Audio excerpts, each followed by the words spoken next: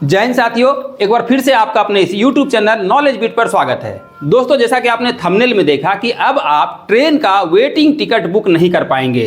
भारतीय रेलवे का ये अपडेट आया है। ये क्यों आया, वेटिंग टिकट आप बुक कर पाएंगे या नहीं कर पाएंगे, अगर कर पाएंगे तो कितना कर पाएंगे, किस तरह से काम करता है, सारी चीज़ों को इस वीडियो में डिटेल में हम समझेंगे कि भारतीय रेलवे को ये अपडेट लाने की ज़रूरत क्यों पड़ी। दोस्तों, आपको भी पता होगा, यदि आप ट्रेन में ट्रैवल करते होंगे तो पिछले कुछ महीनों में एक और अपडेट आया था जिसमें बोला गया था कि वेटिंग टिकट वाले अब जो है स्लीपर या एसी में सफर नहीं कर पाएंगे। ये आपको पता होगा क्योंकि वेटिंग टिकट वाले जो होते थे वो कंफर्म सीट वाले पे बैठ जाते थे, जिनकी टिकट कंफर्म होती थी। ये वेटिंग वाले और कंफर्म वाले कोई अलग नहीं होते हैं, हम आप ही होते हैं। जब हमारा टिकट वेटिंग रहता है तो हम चाहते हैं कि कोई हमें बिठा ले, लेकिन जब हमारी सीट जिस दिन कंफर्म रहती है तो हम चाहते हैं कि हमारी सीट पर कोई ना बैठे। ये नेचर है। तो इसमें क्या हुआ, कंफर्म वालों ने काफ़ी सारे ट्वीट कर डाले कि ये इसे रोका जाए, हमें दिक्कत होती है। बात जाहिर सी है, दिक्कत होती थी सभी को। तो इसको लेकर के रेलवे ने एक आदेश जारी कर दिया था कि अब जो है वेटिंग टिकट वाले को ट्रैवल करने से रोका जाए, स्लीपर या एसी में। इस पर थोड़ा सा सख्ती कर दिया गया था, लेकिन इसमें रेलवे को कुछ चीज़ों का सामना करना पड़ा। अब कुछ लोग ट्रोल करने लगे कि जब रेलवे वेटिंग टिकट को कंफर्म नहीं कर सकती है तो देती क्यों है। कोई बोल रहा है कि रेलवे मुनाफा कमा रही है वेटिंग टिकट को बेच करके। ये चीज़ें हो गई। तो दोस्तों जानिए, भारतीय रेलवे का राजस्व का जो साधन है वह गुड्स ट्रेन से होता है, कोचिंग गाड़ी से नहीं होता है। ये चीज़ें हो गई। और कुछ लोग जो है लापरवाह होते थे, वो काउंटर से टिकट ले लेते थे क्योंकि उन्हें पता है कि ऑनलाइन टिकट वेटिंग जब रहेगा तो ऑटोमेटिकली कैंसिल हो जाएगा, बेटिकट माने जाएंगे। लेकिन जब काउंटर से ले लेते थे वेटिंग टिकट और सोचते थे कि ट्रेन में आप अपना जुगाड़ बिठा लेंगे, टीटी से बोल के जैसे भी हो सफ़र कर लेंगे, ये भी एक समस्या आ रही थी। तो इसीलिए रेलवे को एक अपडेट लाना पड़ा। उन्होंने भी कुछ सोचा कि कुछ ऐसा किया जाए जिससे वेटिंग टिकट पर लगाम लगे। तो ये एक अपडेट आया है, वो चलिए हम बताते हैं क्या अपडेट है। इसके लिए थोड़ा सा आपका समय लेते हैं, वीडियो पूरा देखिएगा, समझ में आ जाएगा। दोस्तों, भारतीय रेलवे भी अपनी यात्रियों की सुविधा को लेकर के हमेशा कंसस रहती है। वह भी चाहती है कि हमारा सिस्टम जो है बहुत अच्छे से काम करे, लोगों को कोई परेशानी ना हो।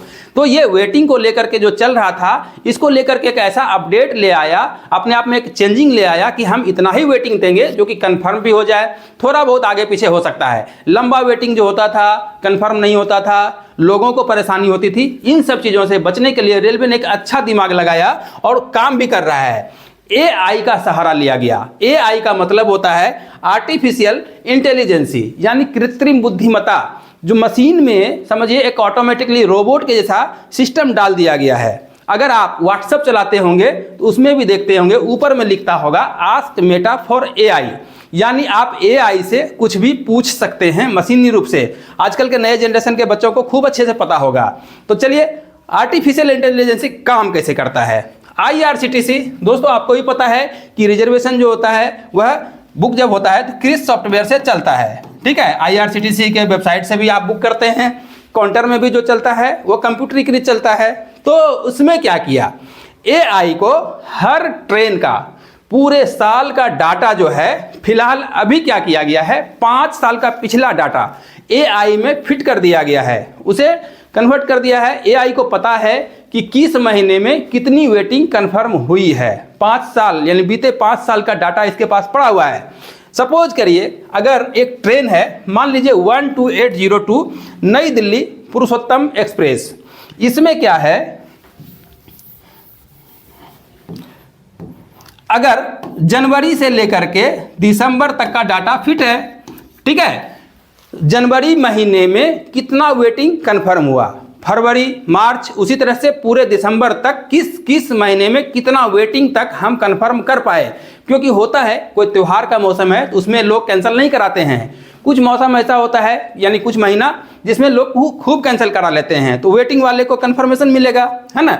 तो ये डाटा कौन रखेगा, अब AI रखे हुए है।